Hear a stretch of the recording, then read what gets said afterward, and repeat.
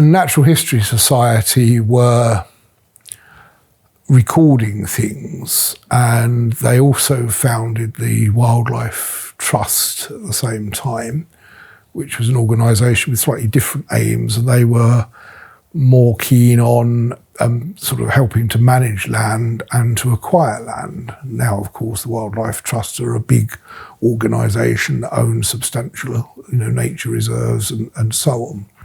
So that was the sort of background, but they essentially had very little presence in Luton initially. And in Luton, we had, I suppose, the first dedicated conservation group was the Luton and Dunstable Conservation Volunteers, which was founded in 1984 when I was a student. So I'd like to take the credit for that, but I can't really. I was just a hanger-on in those days. But that was the first organisation that actually sort of started a regular programme of conservation management work on sites. And in 1987 became a key year for two reasons. One, it was the year of the Great Hurricane, which did a lot of damage, I suppose, to habitats, but also provided a lot of opportunities in terms of woodland management. It opened up clearings, so it was a chance, to not be too overly tidy about the countryside. And the other reason why that was a significant year, it was the year that the Wildlife Trust launched the Urban Wildlife Project here in Luton. And that involved employing a series of community-based people and ecologists and so on to actually not only carry out practical work, but to raise the profile and to start reaching out to the community to engage them in that kind of area of work. And that was when I first met Lily, who's now our heritage person. So that's gone round full circle because we were both part of that team back in the late 80s.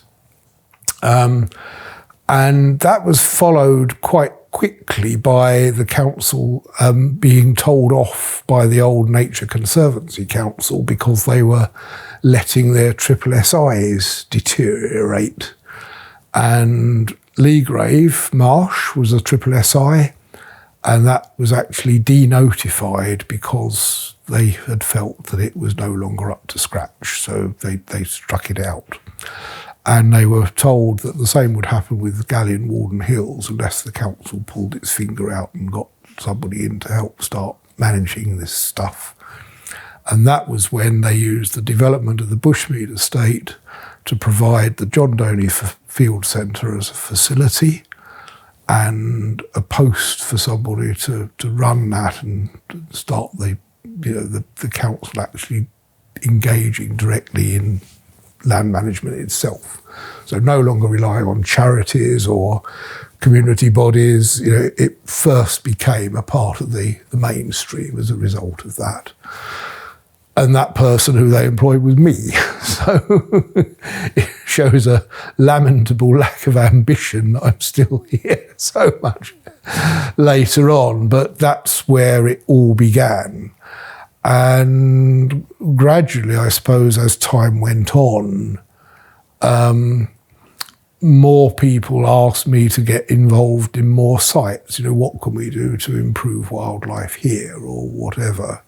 So my role kind of grew during that period of time to take on more of the habitats across the borough, and that was kind of ultimately, I suppose, followed by legislation catching up with us, usually about 3 years behind what we were already doing. So which has carried on right the way up until now, you know. And, you know, the government says, we've got to do rewilding. And so all the senior officers say, oh, we've got to do rewilding. What are we going to do about rewilding? I said, well, we've rewilded practically everything that we could rewild, you know, 20 years ago. You know, we've done that. You know, we're ahead of that curve. So we are, I think, fairly recognised as being one of the authorities that's actually done a lot towards preserving our sites, getting the systems in place, getting the designations in place, working with volunteers and community groups to, you know, take that work forward and to engage the public and to make it accessible to people and so on.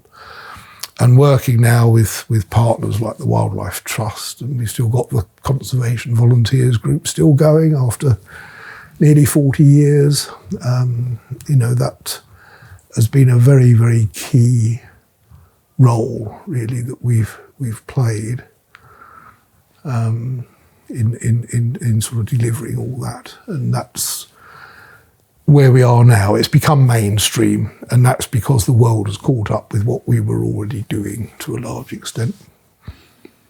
And I take particular pleasure in that. And you may or may not know, but I was awarded a BEM in the birthday honours list. I heard on the Did you? Thank you. I didn't know whether it had percolated. I think there were only 3 in Bedfordshire altogether, so that's... Well, this is a surprise for me. Congratulations. Thank you. So, yeah, it was a bit of a surprise to me as well. So, but I mean, I don't... Yes, I mean, it's obviously something you feel very proud about, you know, as sort of last man standing, and it's been a long career, but also it's very dependent on an awful lot of people that have, you know, been supportive over the years, you know, colleagues and friends, and, you know, both internally and in other organisations. So it's a tribute to all those volunteers and people as well, which I find very, you know, a very important part of it, really. So, yeah. But and a good news story for Luton, and one that isn't often spoken about or shouted about, isn't it? You know, to be exemplary in that regard, it's not something that people necessarily know. It's quite unusual, I think, yeah. And it was quite interesting from my point of view because John Dony, of course, he got the won the MBE, which was kind of one sort of step up from the BEM. And there was a plaque in the John Dony Centre when I worked there, you know, which recorded, you know, all his kind of achievements and things. And, you know, when I was a sort of a young kind of starter, you sort of think, oh, wow, I can't imagine I'm ever going to get anywhere near this guy's achievements. So I guess that was some kind of inspiration that, on the shoulders of giants, we kind of do our bit, I suppose. But that's, again, it comes back to that kind of continuity.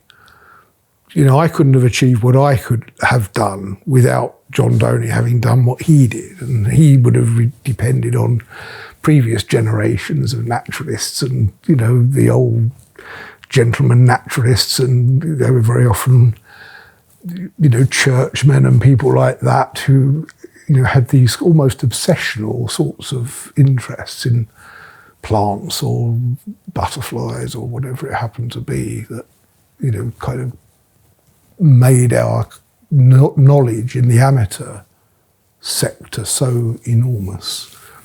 And I think as a nation, I think our volunteering ethos is a very significant part of it as well. So I think that's great.